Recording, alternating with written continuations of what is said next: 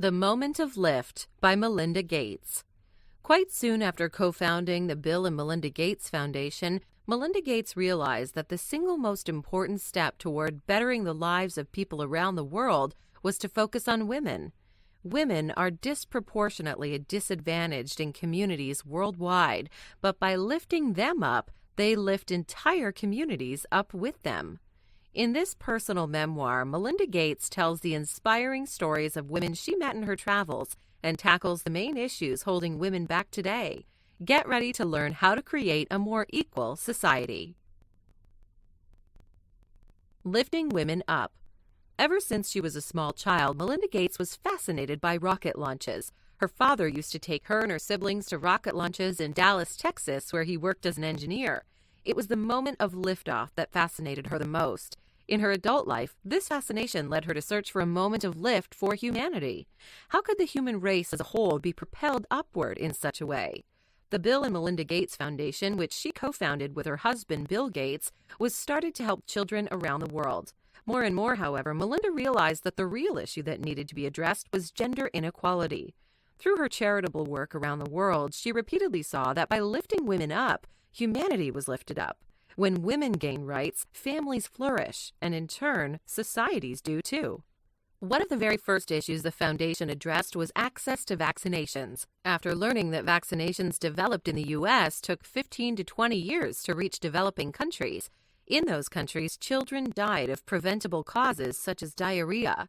During many of these vaccination drives, one topic kept resurfacing. While women were waiting in Malawi to get their children vaccinated, they were asking about when they could get their own birth control injections. Often, women would walk extremely far distances just to find that the injection was out of stock. Melinda quickly made family planning and contraceptives her central mission. Yearly, more than 200 million women lack access to contraceptives around the world, meaning they are having children when they are too young, too old, or their bodies simply cannot handle another childbirth. Giving women access to contraceptives and family planning options has immense positive effects, not only on the woman's life, but also on societies as a whole.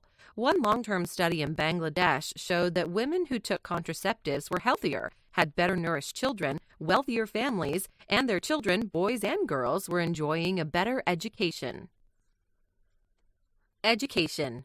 One thing Melinda learned very quickly in her charitable work with women was that every time she thought she was finally seeing the big picture, the women and girls she talked to showed her a bigger picture. So while access to family planning and good health care improves women's lives around the world, these do nothing to help them escape the cycle of poverty.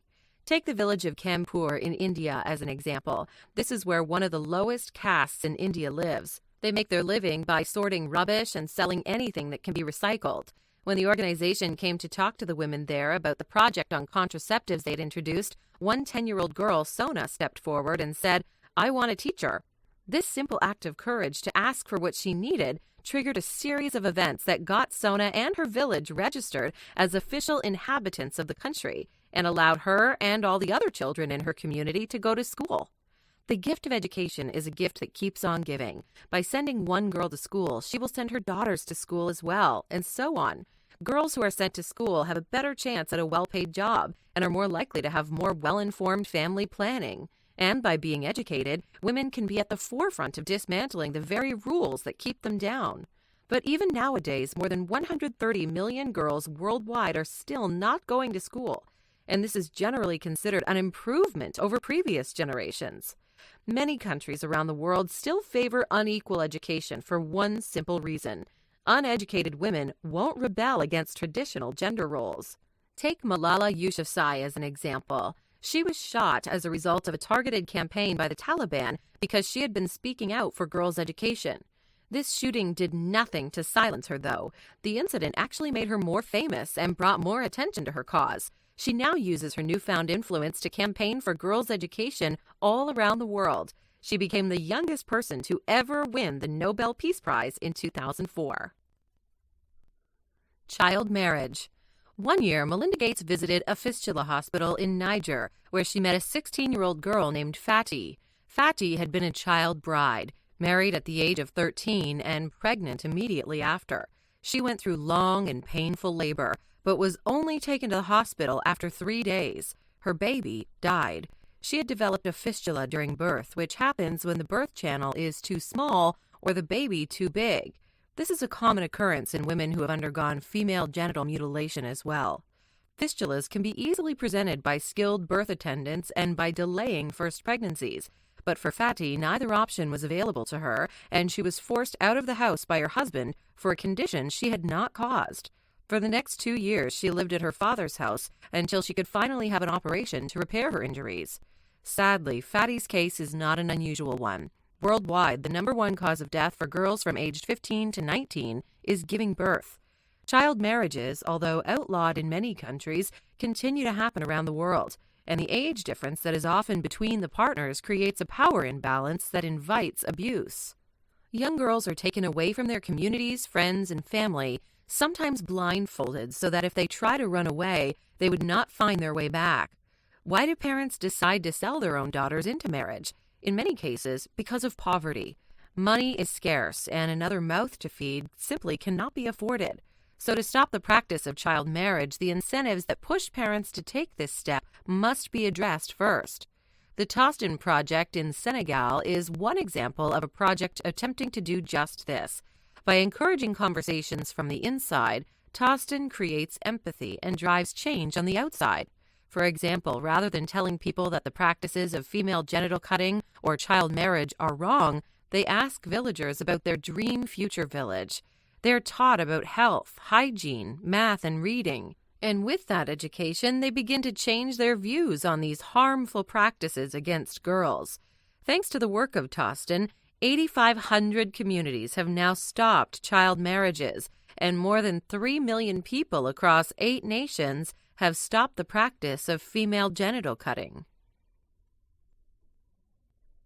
Unpaid work. Unpaid work is another aspect that holds women back, and not only in developing countries. This includes all the work performed in the home that is not generally accepted as labor, such as childcare, fetching water, gathering wood, cooking, cleaning, and washing. Worldwide, on average, women do twice as much unpaid work as men. That means globally, women do 7 years more unpaid labor than men on average, the amount of time it would take to complete an undergraduate and postgraduate degree. When women spend less time on unpaid work, though, they spend more time on paid work, which ultimately is the kind of work that lifts women up and establishes equality with men. Unpaid work is a barrier, and it often is only visible when you look at the hidden gender bias at play. One example of workshops to uncover gender biases in Malawi greatly illustrates this. Esther, the workshop leader, drew a clock on a piece of white paper and let the men detail their typical day on it. It was usually spent on working in the field, sleeping, eating, and relaxing. Then Esther did the same for women. Their days were a lot more crowded. Before even tending to the fields, the women had already completed a full-time job in unpaid labor, tending to children, collecting firewood, fetching water, and cooking. Much to the surprise of the men, their wives actually worked much harder than they did. This simple gender exercise led to changes in the traditional gender roles of that community. The men decided to take more part in the household chores, and they started making decisions alongside their wives rather than on their own. The ethics of charity work. We've seen change from the inside is what truly makes a difference in societies around the world. This got Melinda wondering, what gave her, a rich white billionaire, to interfere with these women's lives? Melinda believes that with her work she is advancing universal human rights, which happen to coincide with her personal beliefs. But to instigate lasting change, much more than her personal involvement is needed. Change always happens from the inside. It happens through conversation about topics that are often considered taboo. Conversation leads to empathy. And once everyone in a community, especially powerful men, understand that by involving women they can achieve much more than without them, then a community can change from one of exclusion to one of equality. Even though Melinda set out to lift other women up, she quickly realized that these women and girls had a lot to teach her as well. When she stayed with Anna in Tanzania, for example, Melinda spent a lot of time with her, trying not to interfere with her chores. Eventually, Anna began telling her about a crisis in her marriage. When she had first married Senair, they had been very happy. But once she'd had her first child, she could not deal with the daily 24-mile walk to fetch water. One day when Sanera returned home, Anna had packed all her belongings and was ready to leave. Heartbroken, he asked her what he could do to make her stay. She told him that he could fetch the water. And although this was against Maasai tradition, Sanera agreed and started walking to the well with the other women of the village. The other men ridiculed him and told him he'd been bewitched by his wife, but his son's health was more important to Sanera than his reputation.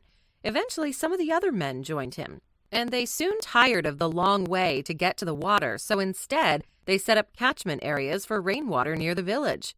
This story deeply inspired Melinda and strengthened the bond between the two women who had come from such different worlds. By connecting with women around the world, we can lift each other up. Empowerment starts by getting together, and together we can break the culture of exclusion.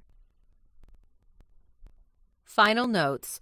Women and girls around the world are systematically discriminated against. They have less access to education, medication, and health services. Child marriage and female genital mutilation are symptoms of this problem. But when we come together to tackle this inequality, societies as a whole can better themselves, not only the women. By achieving change from within, communities can move beyond a culture of exclusion toward one of equality and inclusion. The Washington Post called The Moment of Lift an inspirational look at the need to empower women to make change in the world. Hi, I'm Rhonda, and this is an exclusive audiobook video recorded for the Audiobook Master Channel. Enjoy your audiobook and have fun learning. Don't forget to subscribe and hit the notification button so you'll get updated on our next upload. If you liked the video, give us a thumbs up and say your thoughts about the book we just covered. Do you want to listen to a summary or review of a book that we haven't covered in the past? Say it in the comments below or send us a message. Don't forget to check our other uploads. Enjoy listening!